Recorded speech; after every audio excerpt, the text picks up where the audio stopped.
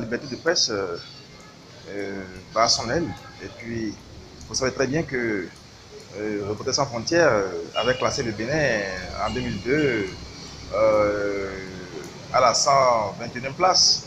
Mais cette fois-ci, pour le compte de l'année 2023, nous avons fait un bond de 9 places. Aujourd'hui, on occupe la 112e place. C'est-à-dire que aujourd'hui, on peut pousser un coup de soulagement.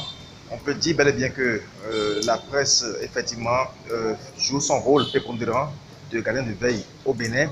Et en cela, je remercie également le président de la République, le chef d'État, Patrice Talon, et tout son gouvernement qui ont consenti assez d'efforts pour la restauration des valeurs sacro-saintes dans le monde médiatique.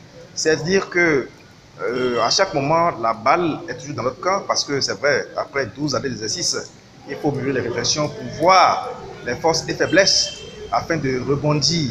Parce que, comme je le dis toujours, nous sommes en amont et en aval les sources de développement d'une nation.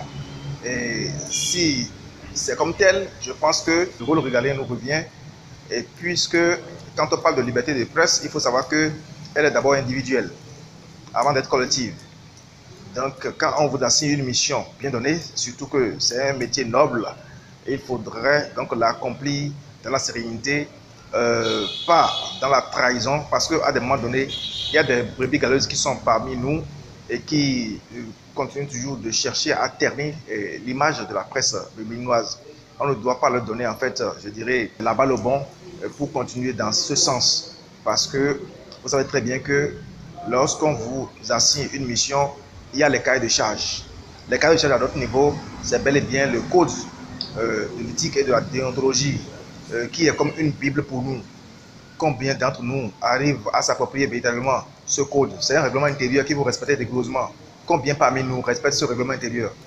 Nous les violons à tout bout de champ et ce n'est pas bon pour nous. Donc je pense que ceux qui sont en train de les violer sont bel et bien en fait les brebis galeuses dont je parle.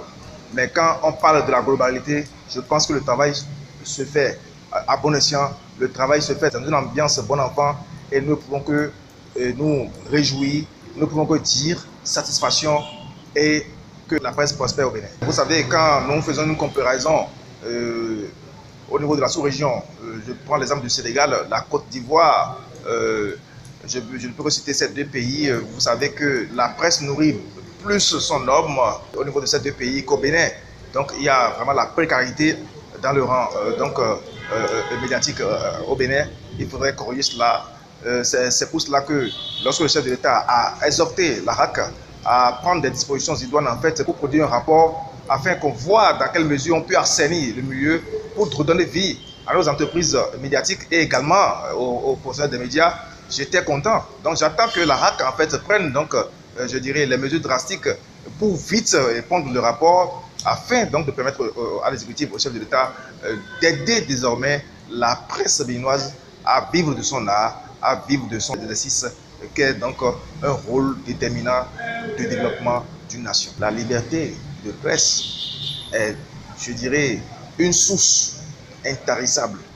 Mais, quand je dis mais, il faut savoir très bien que nous qui sommes hommes des médias, hommes de plume ou de micro, il faut retenir une chose.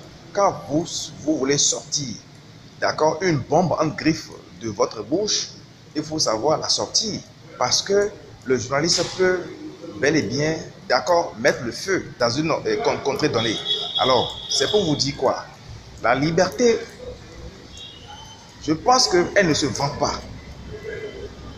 On se l'approprie. Elle ne se vend pas. Donc, je dirais, c'est un bâton de pèlerin qui est à notre porte à tout moment. Et pour se l'approprier, il faudrait rigoureusement adopter la Bible dont je vous ai parlé, qu'est le code de la déontologie et de l'éthique. Quand vous respectez donc ces articles, ce code qui est notre Bible, je pense que vous êtes libre de vous exprimer. La preuve en est que le Reporters sans frontières nous a octroyé la 112e place, alors que nous étions 121. C'est dire qu'il y a bel et bien la liberté de presse, la libre expression au Bénin. C'est pourquoi tout à l'heure, j'ai eu à remercier le chef de l'État et son gouvernement pour les efforts consentis dans ce sens. On peut mieux faire. L'essentiel, il faudrait véritablement que les conditions de vie des positions des médias et l'amélioration des conditions également de travail des entreprises de presse soit vraiment, je dirais, un bâton de pèlerin pour le gouvernement, afin que l'aide de l'État à la presse en fait, qui a été coupée revienne dans son sens normal pour que tout le monde en fait, bénéficie de ce gâteau. Un mot de fin, c'est pour souhaiter bonne fête à tous les confrères des médias du Bénin. Et je leur dirai du courage parce que malgré la précarité, ils arrivent toujours à atteindre leurs objectifs. Parce que comme je le dis toujours, nous sommes la source de développement d'une nation.